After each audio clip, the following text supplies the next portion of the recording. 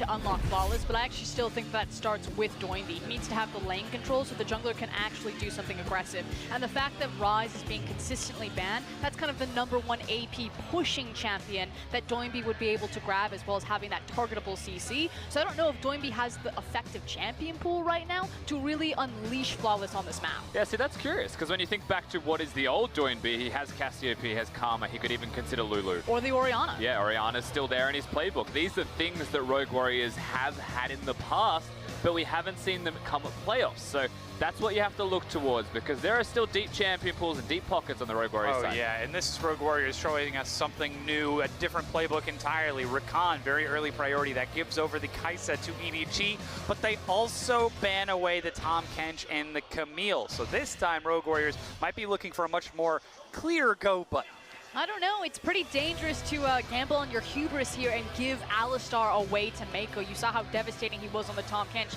And again, I agree, Tahm Kench is a huge priority pick for them. That's why Rogue Warriors respected it. But Alistar comes in right there, #2 with Mako. He is probably the best Alistar that we have in the league. And I'm curious to see if Rogue Warriors consider the Urgot now, knowing what they're against. And if they want to get the Xayah Rakan as an engage tool, they're not going to go that direction at all. In fact, Galio is going to be the champion of choice. That's a blind lock-in. And you know, I have my questions. I wanted a pushing champion. It's going to go into Doinby's hands, completely space the Galio pick, but I already like the direction so much better that we're going. It gives him wave priority to help Flawless get on the map. It's Team WE 2017 right now.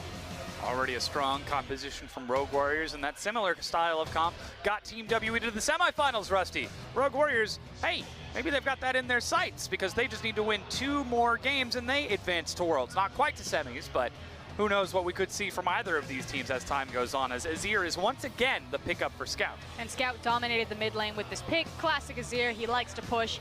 Hopefully it doesn't get as snowballed again.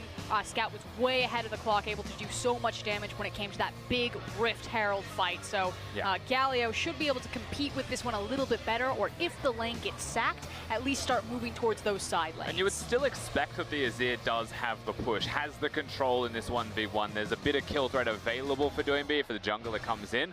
But Scout just needs to go towards the cleanse and everything can diffuse. So is you'd like for the EDG roster in the middle lane to have control again, but awaiting those junglers. And note, EDG on red side, they're banning it away and they can pick the priority or they can counter. Yeah, and that looks that's what decided the early game in both Game 1 and Game 2. Flawless and Haro, how they maneuver around each other. Haro taking a very early advantage on the Camille in Game 1 and Game 2.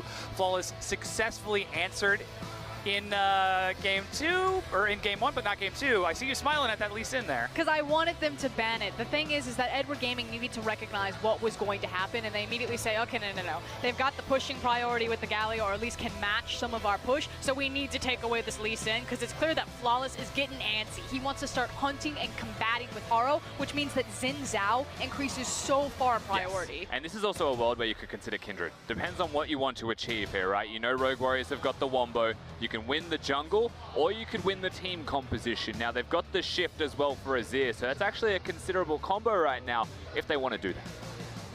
Oh, that's boy. He's just playing with us. That Dark Harvest Grave seems to be a lot more favorable for EDG, but it looks like right now they're actually focusing their pick of the litter for a tank top lane for Red. Again, though, we've been saying it all draft. You heard it on the analyst desk. Both these junglers know that it has really come down to who controls the jungle. 2 games in a row, Rogue Warriors just got smashed in the face by Haro. They were able to make up for it in game #1, but they say enough is enough. We need to find Flawless something. And look at that, the Paranoia's Heroes entrance, Nocturne. Not that. Not a fan. You don't like it? So here's the idea. It's pretty clear. Nocturne flies in, Galio jumps in on top of him. It's the guided missile composition, and it can be quite devastating. My problem here is that for the last 2 games, Edward Gaming have kicked the crap out of you for the first 10 minutes, and it's not going to get easier now that you have the Nocturne. You need to stall until level 6. It means you're dependent entirely on your laners protecting you, which with Sion and Galio could be easy, as well as the Xayah Rakan. But if that starts to break, Flawless is again going to have a bad time. time. And you can see Haro laughing and smiling as he sees the guided missile, the Nocturne Galio locked in, and decides to take Xin Zhao to answer that Crescent Slash, so great at knocking people away. If the Nocturne shows up, just send him right back out of the fight. Really good at preventing damage from SMLZ as well on the Xayah, who wants to be getting all those feathers across, but they're usually longer range than that of the Xin Zhao Ultimate Arena, so you can't take the challenge, you cannot take him down that effectively all of the time. And now EDG with their composition, they've got a strong early game jungler again, they've got a duelist that will control the Scuttle Crabs again. Azir should have the push. Ornn and Sion fairly matched, and I think the top side for EDG is where Haru will continue to strike in the jungle. And the 5v5 potential, because that's what it's going to boil down to, the zone control with Azir and Xin Zhao. You just mentioned how Xayah is going to have a hard time to penetrate that. If all goes even, if no one finds a snowball, this is simply going to be frontline versus frontline. That's going to be quite exciting to see these massive team fights as we are now down to a best of 3. 2 victories remaining to determine the final team to advance to the 2018 World Championship. We've already decided 2 so far, but Edward Gaming, the Dynasty, they crumbled early in playoffs. They've had one of their worst splits of their entire career as an organization. Whereas Rogue Warriors, this new team, this new organization to join the LPL, they skyrocketed to the top 4, taking name after name. And now, only a single name remains on that list for RW. Can they strike out EDG one more time to advance to the World Championship? The winner of this game goes to match point as well for EDG. If they do manage to make it to Worlds, do manage to win this best of 5, the lowest seed they've ever gone to Worlds in, for certain. They'll have to run through the play-ins as well. But for Rogue Warriors, their first time going. And I have a feeling that the stakes must be much higher for Rogue Warriors. They're a momentum-based team. If they fall down here, do they start to crumble under the pressure? Whereas Edward Gaming, they've been in this situation a million times. Stone cold killers. Can the Dynasty live up? Will it sustain just 2 more games to get EDG to Worlds, or will it crumble? As we load onto the Rift, it's time for the crowd to once again give these 2 excellent teams all their energy.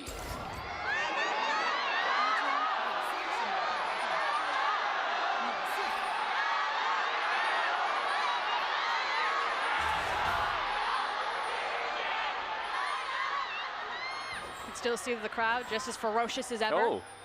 Calm down. Oh, we're ready. I'll bring it on. No, you bring it on. Of course, the The game has changed. What do you got, iBoy? Ball's in your court now.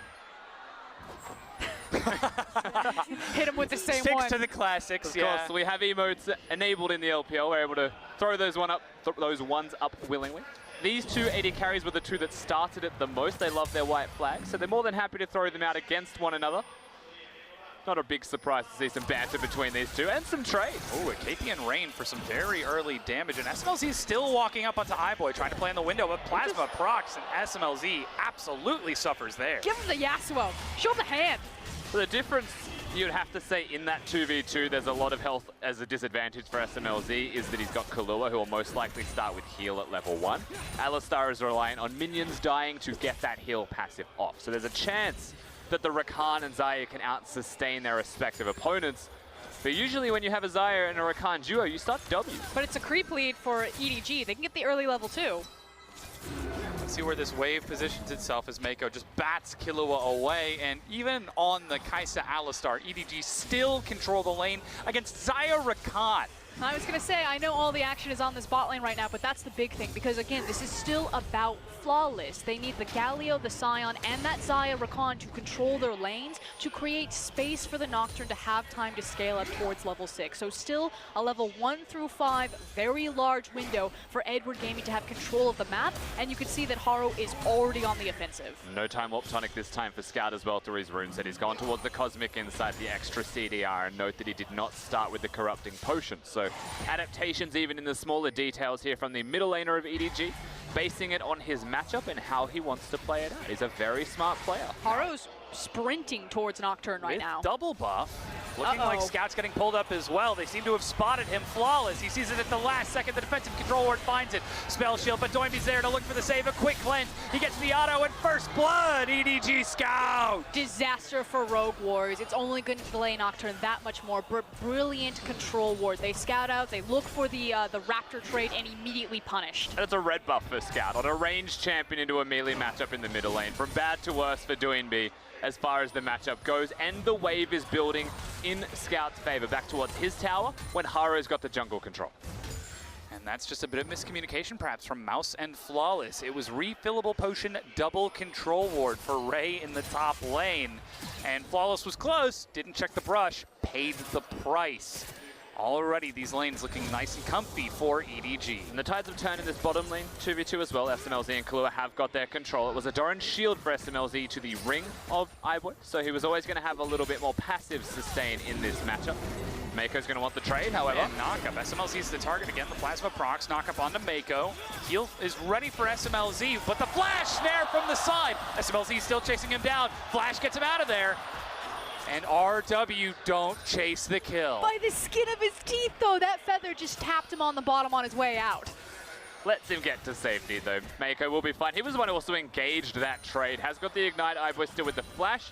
Two summoners rather gone from the side of Rogue Warriors, and the flash from SMLZ is the big one that you have to think about. But here's Haro. He's just going to try and race on it. Hex flash. The target's SMLZ. Remember, he's got no flash. Haro from behind. They land the plasma. iBoy finds the kill before Haro can even get in there. Now Doinby teleporting in onto Mako. Winds of War misses, but Flawless is there to head him off. Killua gets out of this as Doinby lands a taunt, and Flawless finally gets a revenge kill.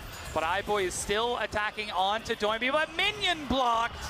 Doinby can no longer chase. They'll clear the wave, though. They'll reset the minion wave in the bottom lane. They'll force it to crash. They'll prevent a freeze. There are still good things the Rogue Warriors are able to get out of this, but it's EDG that makes the first big play happen in that lane. They're the ones who look for it, and they're the ones who get it. I don't know if this play is going to be over yet. I think as Haro shows himself, okay, everyone's going to calm down now. Feels like things are getting a bit intense for Game 3 here.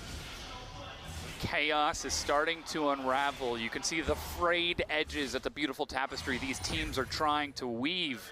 Because 5 minutes in, it's 1 kill to 2. Currently, EDG have got Scout and iBoy set up. But look at the buy difference there between iBoy and SMLZ. Yes, you're still playing in a lane with sustain on both sides, the Rakan and the Alistar, but the all-in potential, which is exactly what Edward Gaming have shown their hands to do with Mako having that Alistar and having the BF sword now in the back pocket. Huge strength for Edward Gaming's bot lane. There's actually a window of opportunity as well pre-level 6 where SMLZ can't use that ultimate to disengage. With Hex flash up, every 20 seconds you can use it and look for these chances. Haro now going to try and find that chance, but it needs to be onto SMLZ. They're going for... Oh, I thought he was going to go for Kahlua right up against that wall. The Kahlua with the Xayah, of course. So much thinking about it. There's the delayed follow-up again. SMLZ's the target as Haro shows up at Flawless. Following at level 5, Mako walks through the feathers but gets snared. Flawless chasing the auto attack. Flawless gets it. 2 kills to Rogue Warriors as they counter gang. And another great read from Flawless. Yes, he's been targeted this entire series. They've been invading his jungle, putting him down, but he is still finding opportunities and making something out of nothing, constantly counter ganking at the right time. Even when he dies in the enemy jungle, he still has the camp advantage. He finds the kill in the bottom lane as well. He's at the right place most of the time. And a lot of the difference has been made from Rogue Warriors in that first game by where he was in the bottom lane. It's happening again. You know that something's going to happen bottom. We just spoke towards the reasons why.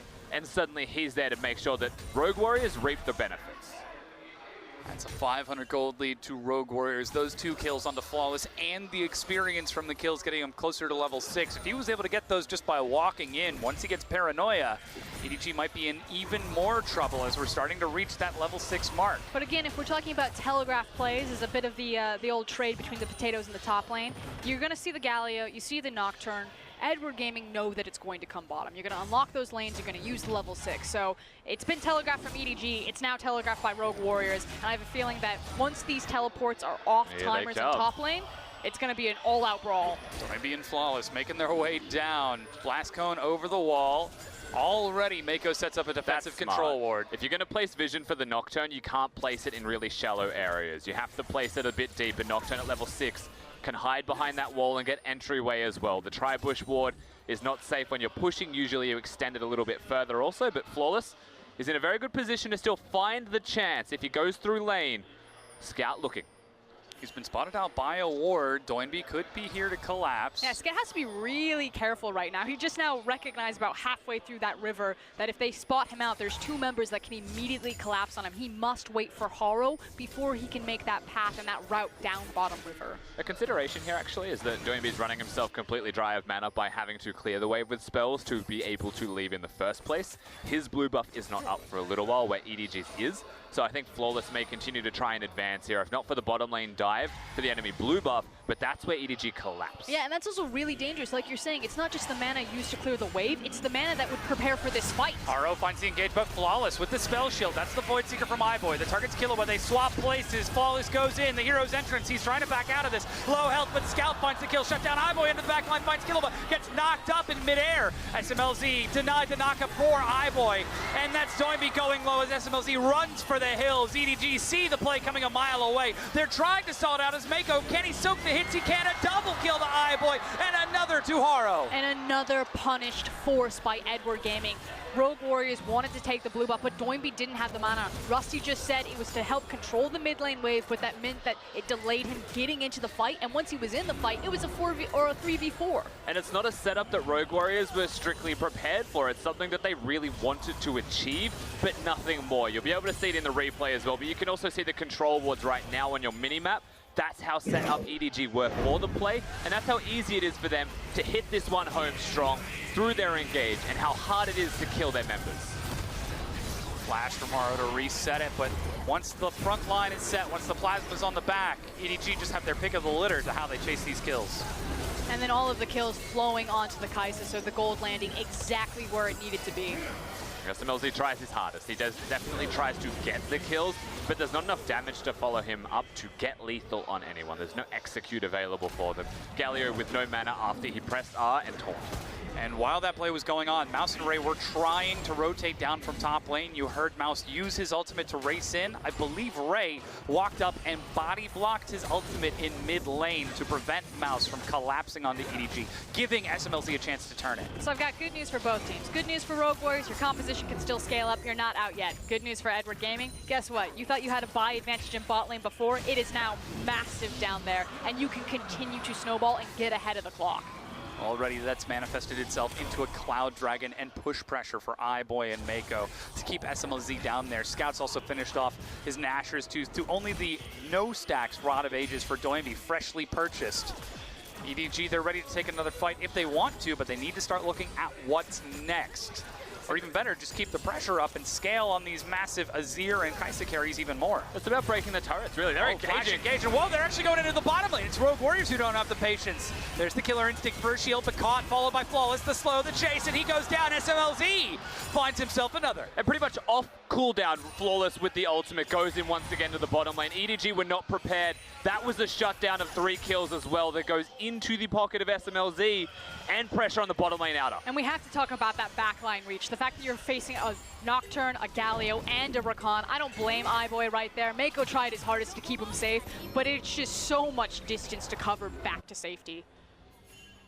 And though iBoy did end up dying, that equalizes the gold between those AD carries. Stormrazor's boots and double dagger for the both of them. We've got a lane swap as iBoy is headed top. Mako surely soon to follow, but Haro's on the way to set up with the Killer Instinct Plasma setup. Yeah, it's also a potential kill. They're looking with Haro right now. That's the knockup. They've got a CC chain. Mouse still holding onto the flash. He's running as fast as he can, but EDG just do the damage in time. Mouse is going to try his best to clear this wave, but because there's 3 people here, he's going to die before he's able to do so. It's a cannon wave, so iBoy on this first mini wave as it crashes could get lots of damage down, but Flawless once again in the correct area, whilst a little bit late. He wouldn't have been able to help Mouse regardless. It feels like any lead that EDG had gotten off of that blue buff collapse has almost entirely been diffused right now. The itemization has been equalized between the 2 ADCs. Flawless following the rotation towards the top side and picking up all of this experience and gold after a successful gank bottom. Rogue Warriors have successfully staunched the bleeding right now. That buys time for SMLZ to push bottom and answer the damage that iBoy did up top. It's not going to result in any turrets yet before the lanes finally stabilize a bit, but that means that our top laners have to hold the fort against duos. Meanwhile, the neutral objective is still up. That Rift Herald Yeah, it still belongs to them. And remember that EDG also got the Drake. So as far as neutrals go, Paranoia. EDG are starting it off, but Rogue Warriors, they've got the combo. Doing B is in the area. That's a teleport. I'm not sure if Rogue Warriors want this. SMLZ's nowhere near the pit. Ray completes it, but the Rift Herald is picked up. Rogue Warriors just back it off. Numbers advantage for Edward Gaming, making the rotation, and as you called it, Dom, it's simply the numbers advantage. But now, can Rogue Warriors just time this tower fall with the top tower that EDG have now put a bullseye around? Yeah, the first time in this series, both AD carries haven't gone towards the teleport as well. They wanted to control that lane. Zayara Khan makes sense that both of them would consider that. And through that, they have got the map advantage. Nice cancel.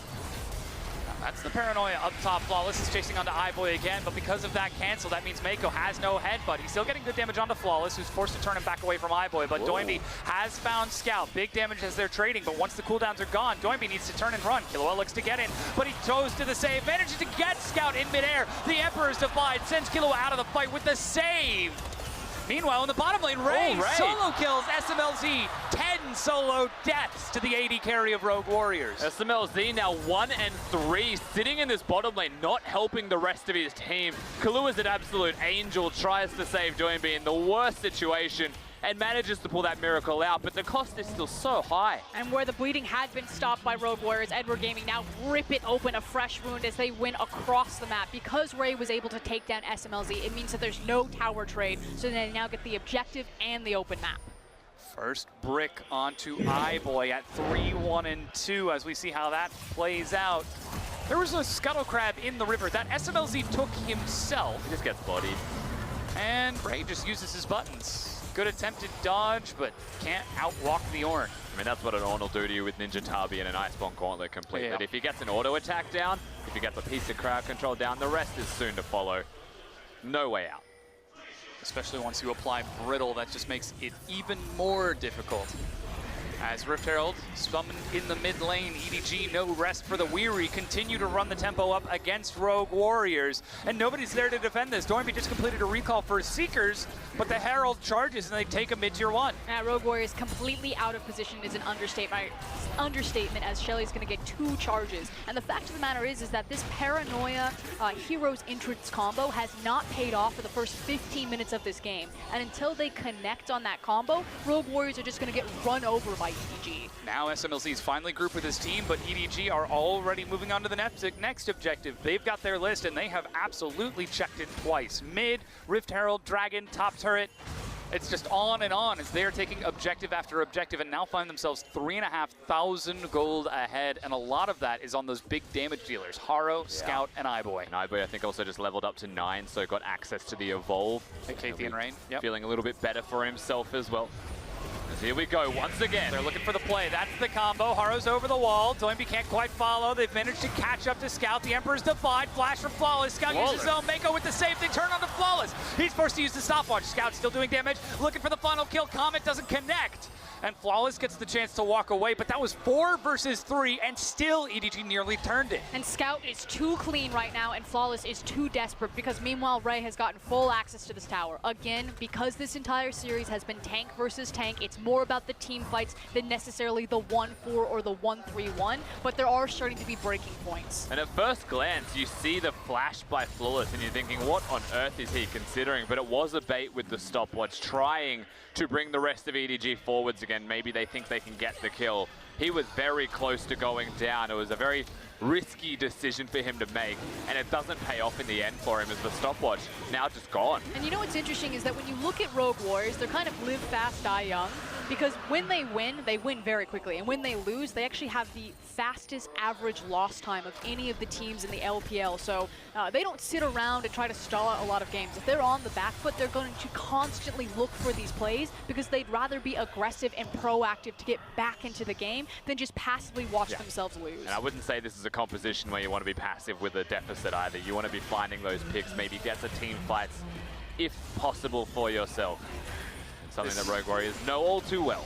This may be a team that doesn't know fear, but they might have to learn some restraint because right now EDG are just massively ahead. If Rogue Warriors try to force a fight, it could backfire. And with only 2.5 minutes before that Baron, Edward Gaming are starting to control more and more of the map as they break the last outer. But I will say as a consideration for the next fight, if it happens shortly, items aren't that different. between both of these teams. There is a gold lead for EDG for certain, but that hasn't translated into a full item, a completed item advantage just yet. For me, it's about the execution of the team fight, because I do agree if it was front to back, but right now, Rogue Warriors comp, it's about assassinating that back line, and because of where Nocturne is, sitting on a chain vest as well as just his jungle item, I just don't think Rogue Warriors are in a position to fight. You need a couple more key items on that Nocturne before they're confident in making those plays again. Then he starts to look at the people whom he would even try to kill, as Scout's still sitting on stopwatch. He's got his cleanse back up. He may not have flash, but he can buy tons of time. iBoy has got Mako protecting him on that Alistar, one of his best and most famous champions. That's the spell shield. Flawless still gets knocked up as Ray is just chasing it down. Scout looks to follow, but there's no longer a flash, and Ray gets the kill with Scout. EDG find an opening. Yeah, absolute confidence from Ray. He knew that Scout would get there. All of the crowd control that anyone can put down. EDG, they get the kill, they get momentum. They're sieging in mid. Yeah, Rogue Warriors, again, still out of position. Look where Sion is. Look where Galio is. And they don't have a fifth member. There's no way they can engage on this or look for a flank. It'd be absolute suicide. This is no longer an even control of the map kind of game. That Nocturne needs people with him if he wants to try and clear out the vision of EDG. 50 seconds for the Baron, but mid-tier 2 is already down, and that gold lead has blossomed 6,000. I mean, outside of Rift Rivals, we've never seen proof that Rogue Warriors have that sixth gear, that when push comes to shove in a high-pressure situation, that they can put their foot on the gas and make it count. Constantly, they've fallen down in playoffs. They've never quite made it to that big main stage, and it looks to be an unfortunate demise for them in this third game of the series. Still a lot left to play. Every series has gone to 5 games, but it looks like they're running out of gas. I mean, even when we saw Doinby coming onto the stage, we were juxtaposing how he looks serious, how he looks like this is all business. Even during the regular season, he would laugh and smile during every single game, but I've seen nary a grin on this guy's face. And then on the other side, it's the machine of Edward Gaming. It doesn't matter who's on that roster because they prove time and time again that they do have that sixth gear. That form is temporary, but class is forever. The item spikes are on the board here for EDG, so that 6k gold lead you mentioned has ballooned and is now noticeable on the map. The Baron is up now at 20 minutes in the game, and Azir could definitely consider it with a Kai'Sa. They've got a lot of damage in their composition, but EDG, the first time they got a lead, they didn't look at the Baron straight away. They looked towards getting control of the map, the kills, the towers, before anything else. Baron was a next best thing if they couldn't find those, and this lead is great enough that they can consider that again. They're already setting up a trap top. There are pings onto the top tier 2 turret, which Doinby is currently holding, but already EDG have got immaculate vision around the pit. Rogue Warriors try to reclaim control over mid lane, but that Ornn provides the engage. Flash knockup, Flawless uses it. He takes to the skies, but Kilo is split. Ray looks to go back in. SML sees the target, they turn it around. Scout on the side, but he's got the stopwatch. Mako looks for the save. Hero's entrance to lane. He flashes. He's got the cooldown. He resets front to back. Taunt onto 2 as Doinby finds it. They manage to find 1. Mako running as best he can, but SMLZ finds the feathers. Rogue Warriors find the fight. And fill up the tank because they're heading straight to the Baron. A god tier play by Scout, but it's not enough. Now Azir and Haro are still alive as well as iBoy, so EDG might be able to mount a front. EDG, they know they've got the vision. They have to step up. They can't just cede the Baron. There's a lot of damage from Rogue Warriors. They're coming in. It's Haro. The smite is still there. Vision over the wall. iBoy dodging back as best he can, but Scout gets caught over the wall, burning down, and iBoy split 2. Rogue Warriors, they just use it as a ruse. They use it as a trap, and the EDG fall for it. Hook, line, and sinker. Edward Gaming had complete control of that Baron pit. They were looking to kill Rogue Warriors and take this game, and suddenly everything has been torn apart. Haro needs to make a miracle here. Ray's coming in with a teleport as well. They still want to go for this. It's going to take so long to get the Baron down. Rogue Warriors, they may turn again, but look at their health bars. They're so low. Mako's there. It's down to 4,000 health. Taunt lands onto Mako. He has no ultimate. They just burn through his health. Ray still trying to absorb it. Haro goes forward. He gets the crescent sweep, but that's the paranoia. They dive in. He's still buying time. Ray is still alive as Baron nearly finishes it off. Flawless dies to Ray. The blade color and EDG are turning it. Haro is going hero. He's turning it around, and finally 4 kills for EDG, a triple for Haro. And we almost come up with a double ace. There's been like 10 kills plus in this trade overall as well. Ray, huge. Haro, when it matters the most, does come in and make the play. Baron stays alive. but we're down to 4,000, even less now. Rogue Warriors, they're back in the game. Yeah, throw it all out. Rogue Warriors, they've got the fire. It's been reignited. Full steam ahead. I cannot believe they won this fight. The amount of repositions and defensive ultimates that they had to use just to be absorbed by the Ornn. And then you're thinking, there's no way Rogue Warriors do it. They find Scout. He's out of position, but Scout plays this amazing, flashes to the other side, and somehow they still come up with it. Yeah, they run out of ultimate on Mako. They run out of health on the tanks, and in a front-to-back style, which is surprising to say, as you mentioned those ultimates, it does go in favor of Rogue Warriors. And now we get the minute and a half of Baron Bait team fight. Just the amount of individual performers in this extended fight was absurd. You could look at any key member and something amazing is happening. Yeah, iBoy does step up a little bit too far there and is caught in the taunt by Galio, and that's where it really does hurt them. You see the follow-up here, Ray and Haro with the 2 MVPs, but this Baron has also done a significant amount of damage to the Rogue Warriors' health bars. Mako is just the sacrificial cow in this case. Again, the fact that it takes them so long to do the Baron. And here we see Haro go back in, lands the sweep, 2 versus 5. And manages to find a way in. Flawless goes down, he sees low health, finds Kilowatt, and gets the final turn onto SMLZ. And he was so lucky to get SMLZ, a small amount of That time flash. left, a millisecond, he could have done it. But look at the gold reward as a result of that Trinity Force now completed on Haro. He's sitting on that stopwatch, whereas the Guardian Angel finished for Flawless. Zanya's has been completed for Doinby, and we're still seeing 2 items for EDG's Scout. And let's see if the fan vote is also supporting Haro after that. Nope, still on Mako for that Alistar. Of course, he is the captain. Throw him a bone! That was crazy! And now he's got the Trinity Force so he can actually step up and be a carry, because something about EDG's composition is that they have threats pretty much from every angle. And now that Xin Zhao picked up the triple kill, it's not enough just to grab hold of Kai'Sa as well as Scout. Now, vision control does belong to Rogue Warriors currently around the Baron, and that's a big deal for them, where before they were struggling to get wards down, they were struggling to get any semblance of control on the map. EDG, they were snowballing. This time you can see their posturing, it's much more defensive, it's respectful. They know that the gold lead has shrunk, and because they can't see the definitive gold values, it may feel to EDG like Rogue Warriors are closer to even than it actually is. And so, for so many times, I feel that Edward Gaming almost are a bit too controlled, a bit too respectful. They've slowed down a lot of their game times. They tend to stall out when it comes to the mid-game, and I'm curious if a beating like that is going to make them think twice about another forced Baron play. Rogue Warriors need to have the fire if they want to compete. They need to reignite their passion on stage. And it looks like the embers, they're there, but it needs to be coaxed into something larger if they want to bring down the machine, bring down Edward Gaming. They finally get their first turret of the game, but as we get to the 25-minute mark, you can see how everyone is just waiting for those core cooldowns to come back up, the summoner spells, those core item buys, before we look towards that next fight. Because as we said in Champion Select, that's what we're looking at for these 10 champions. Absolutely. The summoner spells is a big thing that you mentioned. Haro not having flash will hurt him getting access. If he goes too deep, he is just caught and dead to rights.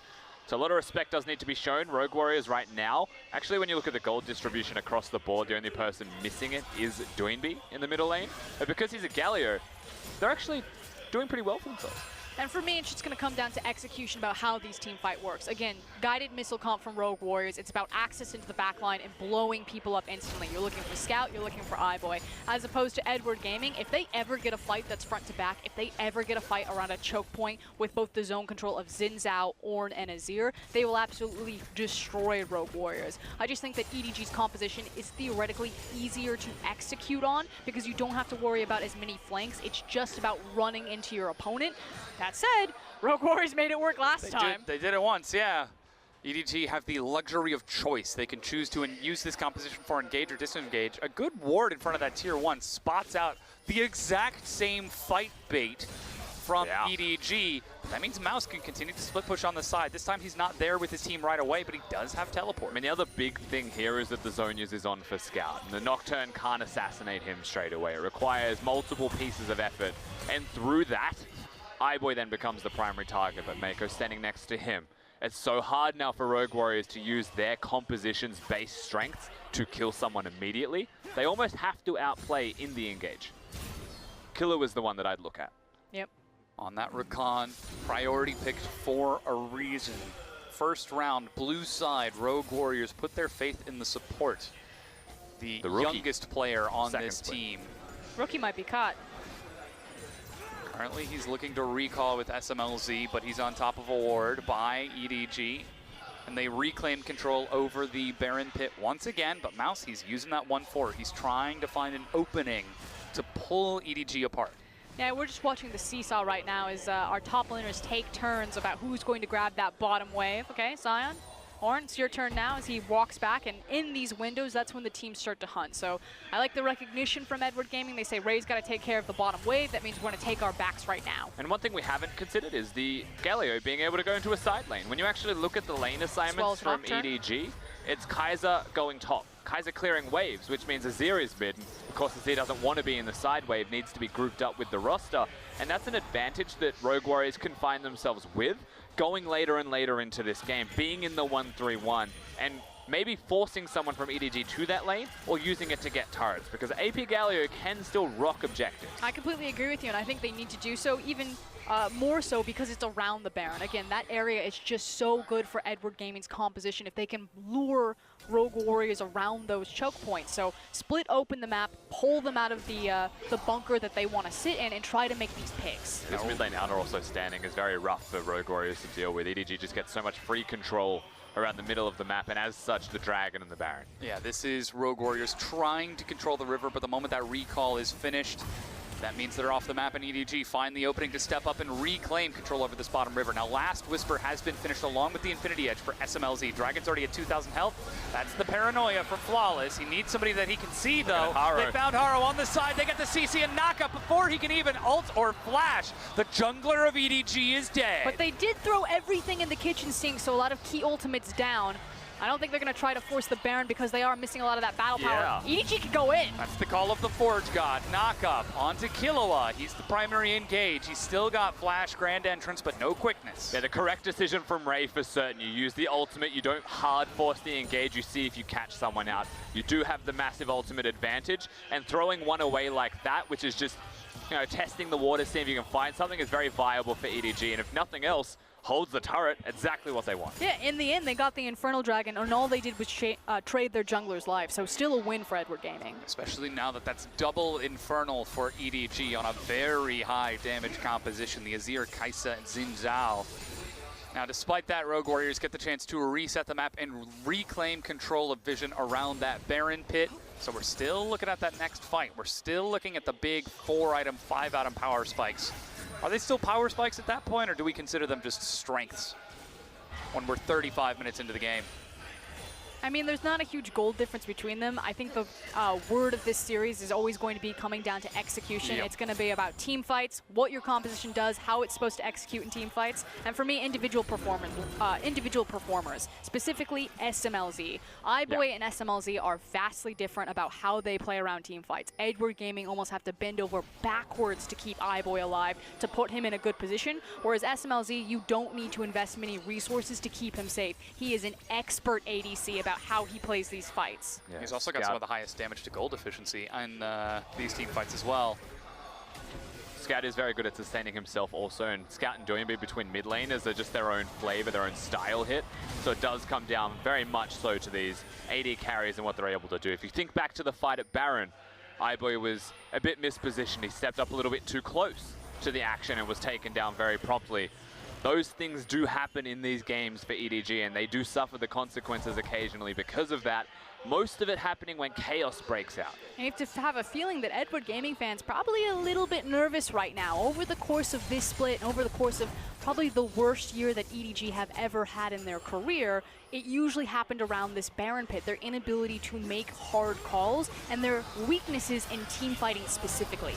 Uh-oh, Mako sends Killua over the wall, and Killua says, thanks, man, as they're already burning down the Baron. Half health remaining. Haro, he's got Flash Smite, level 14 to level 14. Here comes Ray. Mako's on the side, but Ray with the flank. So risky. Call of the Forge God, the engage under the back, but Baron picked up by Rogue Warriors. They're locked into the pit, though. Scout is ready to fire across. Bounce standing in the front. SMLZ nowhere to go, but he's trying to get the damage Hero's entrance, and he's still going to be alive, but they've got enough AoE. Scout finally getting in. Can they finish him off? SMLZ dies as Scout is doing the damage, but on the front front line. iBoy, he's being defended right now. Mouse looking to finish off the kill, but already Rogue Warriors have lost so much. 3 members have died. And the Ghost continues to haunt Edward Gaming around the Baron. They lose the objective, but Scout is their knight in shining armor. When Edward Gaming pop off this new 2018 squad, it's when that guy goes Super Saiyan. And it's 30 seconds now with 2 members gone from Rogue Warriors, 20 on Kahlua. No Baron should be no problem for them. Doinb is going to try to wave clear, but they can't hold, so it will be an inhibitor gone. And that's Baron for inhibitor traded and the team fight victory for EDG. Big win. Already EDG find themselves in the gold lead. They have been running this entire series against Rogue Warriors, and finally they forced them into a situation they want. And such a risky call from Rogue Warriors. Now Flawless does manage to secure the smite, and everything looks disastrous for Edward Gaming at first, but Scout from the back of the pit, walking all the way around, cleans it up.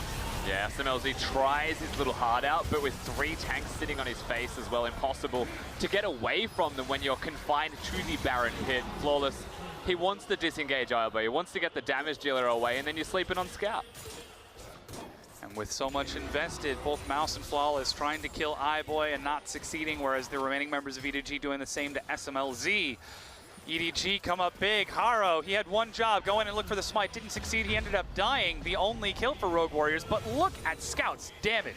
And we have 1 minute and 45 seconds left on this Baron buff for Rogue Warriors. They've lost their mid lane inhibitor, which is the easiest one for them to hold, easiest one to defend. But it's also the shortest avenue of victory for EDG. So it really comes down to how these teams want to play from here. And I think with the Elder up in 1 minute, that may actually be the game-deciding thing. I completely agree, especially when Edward Gaming are sitting on 4 elemental dragons. Now, they're starting to look for their team comp's mobility around the map to find these picks, but this should be one last chance for Rogue Warriors. That's Call of the Forge God. The Void Seeker landed on the SMLZ, but iBoy decides not to take the Killer Instinct as blue buff is the fight. But more importantly, this is about positioning around that pit. 45 seconds on the clock. Mouse taking these hits. Oh, Killua goes in. That's the hero's entrance as Doinb joins the fight. Mako looking for a flank. SMLZ knocked out of the fight. iBoy going front to back, just doing big damage, but Doinb's in the front. Flash over the wall from iBoy. Doinb's at such low health, but iBoy's still firing. Chases it up. He's got the Killer Instinct and follows over. And Kathian Rain, it's the Rain of Death onto Rogue Warriors. His Scout gets a triple kill. The double-edged blade is swinging true for EDG. And the ping's on my way to mid lane. They're immediately going to end this game now. The fight happens before the Elder can even spawn. EDG, they want to close it. And we had questions about momentum. If Rogue Warriors lost here, a hyper-emotional team, Edward Gaming would be looking at match point. Can they come back? All the way down the mid lane. Scout and Mako force Mouse to take the safe route back. No teleport, no chance, no respawn, no respite. Rogue Warriors fall down, and Edward Gaming, they prove that the dynasty is still strong. They take game 3. A single game away for Edward Gaming to make another berth at Worlds. They've never missed the tournament. The machine continues forwards. Rogue Warriors, we saw some serious signs of life in them though. Even from a deficit in this game, we know they can team fight. And we know full well that they have what it takes to get us to that game 5 again in this gauntlet. They've got the capabilities, but the momentum that Edward Gaming have right now, they honestly look unstoppable. The word of the series has been and will continue to be execution. Can they get the outplays? Can they find the proper positioning? In a 35-minute and 35-second win from EDG, they're the ones who succeed, and they don't even need the Elder Dragon to do it, using it only as bait to pull SMLZ forward. And that's where it came back to the non-committal CC that we were talking about, landing the Void Seeker, and then Ray says, all right, I'll make an opening. Lands a knock-up onto 3 people, and Mako follows up huge. And it feels like this series is actually just about who is shining brighter. And right now, it's just Scout. It's not that Rogue Warriors are playing poorly. They keep finding these miracle team fights when it feels like their backs are against the wall and they turn it on and turn it around. But Scout is just too damn good right now on Azir. And I do think there are some things that they might want to explore compositionally here, Rogue Warriors. The Scion, if it was the Ornn as an example, something a bit more guaranteed in the way of engage to help the Nocturne Galio combo work effectively. Because for EDG, Cleanse and Zonius is all they need. They win the team fight almost as a result of just having that. Yeah, I mean, the massive damage from Scout in these fights is more than enough to put up with that and bounce it back. But Edward Gaming, the momentum that they are bringing into this series, we thought Rogue Warriors might have iced them out with how they won Game 1, but EDG showed they are way more resilient than that. And neither of these teams had a good playoff. So if you look at the most recent tape, there's no way to call this one. Rogue Warriors have dominated them the entire split. They came to playoffs, they fell flat on their face, ran into RNG, and then fell over to JD Gaming. Yeah, well, now it's time for our analysts to break down that match point win for Edward Gaming. Thanks, Tom. Match point indeed for EDG. And to be honest, we got what we wanted in large parts coming in there from Rogue Warriors, who were talking about Flawless, and it's like we didn't really see him do anything in those first 2 games. Yeah. We needed to see more. Picks up Nocturne, first 2 kills of the game, go over to him in the setup. But then from there, it just kind of went haywire. Yeah, I have to say the Nocturne wasn't exactly what I wanted because it still falls into the same issue of not having any contest pre-6 either. So he's still giving up a lot of his lane pressure and jungle pressure, but kudos to him. He does find those picks when it counts later down the line, though. And so just take a look at the pick ban immediately. I know that, making mention of it, picture-perfect Galio all-in composition coming in from Rogue Warriors. So it was very clear that the Wombo combo around Nocturne Ultimate was the clear go-ahead. But then you look towards EDG. And to your point that you already made a mention of, the Xin Zhao, he had the pick of the litter. He was literally last pick jungler. They are so focused now on giving the proper matchup to Haro, and he was able to pay off. Because you were right about the 2 kills going over to Rogue Warriors early, but the first kill that came down was on towards the jungle. Nocturne died early trying to steal away the Raptor camp because the 2v2 was there, and that's what was impactful. That being said, here was the result. This was the later on invade, and this was the major problem because Rogue Warriors just dive in way too deep. Yeah, and they fall at this exact same moment 2 times in a row. This is the first time where they actually fell back. They caught the first 2 early kills. They walk into a trap within full vision of EDG just for the blue buff, and I love the way that they just close off the blue ramp. This is going to be a reminiscent play for Rogue Warriors down the stretch as well. And it's very predictable as well from Rogue Warriors. You know that they're going to come to you. They're going to bring the fight to you, so why not have picks and why not set up around the area with full knowledge that that's going to happen. That was the case right there, and it feels like that was the case moving on in the series, or in the game rather. And for Rogue Warriors, they're always going to find those miracles. For a split second, I was thinking, oh, is this the Rogue Warriors from regular season coming back? But it wasn't to be. Yeah, but at least it wasn't a clear-cut game. Even though I talked about that it's solo death towards Raptors and that play came through, what I liked about Flawless was that he kept going forward when his ultimate was off cooldown, was actually just chasing down the AD carries. So I really like the headstrong nature of it. It gave them an opening in the AD carry matchup. So that's something that he should be able to, take with pride into the next game. That being said, please give him skirmish in the 2v2 with mid. That's what's worked with them during the regular season. It was Doumbé and Flawless working through mid lane. It was the Lee Sin God. Yep. And now they're not even giving them any bit of that. Galio's getting pushed in, and then Nocturne's taking risks off of that. So I'm not a fan of it. It doesn't make too much sense for me. The big problem for me with Rogue Warriors is that even though they're running the Wombo combo comp, if you look at their initiations, they actually did not find any good ones.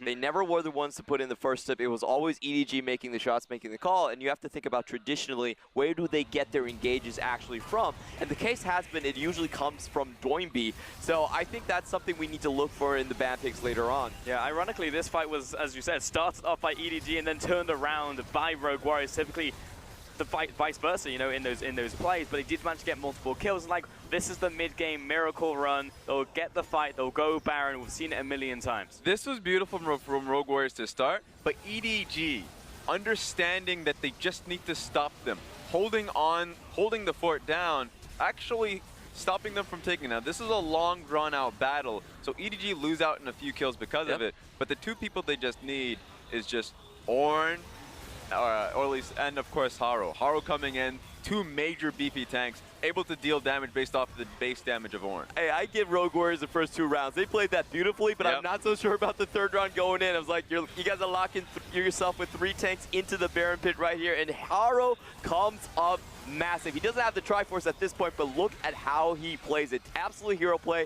Disengages when Flawless has the paranoia, chasing onto him, and then zones in onto SMLZ to finish him off right before he goes down. That's a hero play for me. Frankly impressive that EDG EDG is a team like this who haven't shown the best team fighting over this split, come in like this and know when to raise instead of folding, and they do it time and time and time again right there, and it was just shocking. I mean, that's the one punch that we see out of Rogue Warriors. It's like, all right, they've done it, this is the time. But if they're shutting them down even in this situation, it feels like Rogue Warriors don't have much left in the playbook. Yeah, because the playbook started, I'd say spring split, when it was Flawless that was empowering them in the early game. So if he's getting shut down by Haro, that was the triple kill that he was able to get in that team fight throughout the entire series so far, then it should be an open and shut case. I don't think it should be. I think, once again, we keep harping on it throughout the entire series. You need to empower Haro early on in the game. Frost made a mention that on the cast that Nocturne, while it is a damage pick, it still needs to wait until level 6,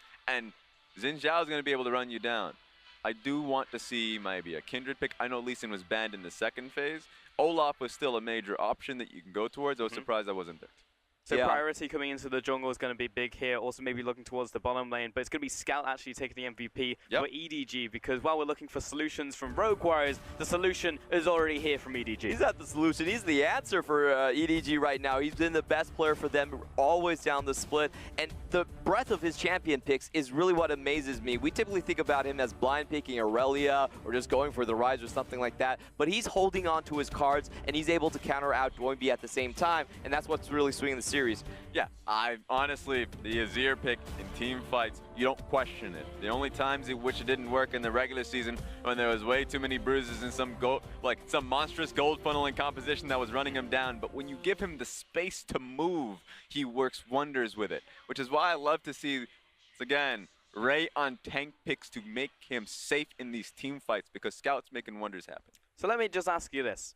How did Rogue Warriors win? Because we've seen a whole lot from them, and it feels like we still haven't gotten to the JD point when he got late into the series. Like, why don't we just draft what worked for us? Came into game 4 and it's just like, hey, that's JD, and then he just removes it again. Is that what we need to see from Rogue Warriors, but then do that all the way through the rest of the series? I've got a simple answer for you. It's one word, and it's Kled. EDG are forgetting about it. They're not banning it, and Rogue Warriors can't find the initiation. So if it has to come down to Doinby, that's the best pick for them to get themselves those fights. If I'm looking about mid lane, thinking Malzahar or Lulu.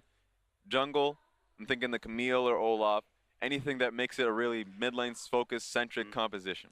Flawless ain't gonna do it for you. You can't go Malz. I want to say it. All right. You have faith at that point in Flawless and see if Rogue Warriors can pull it out. We're gonna take a short break and we'll see if that happens.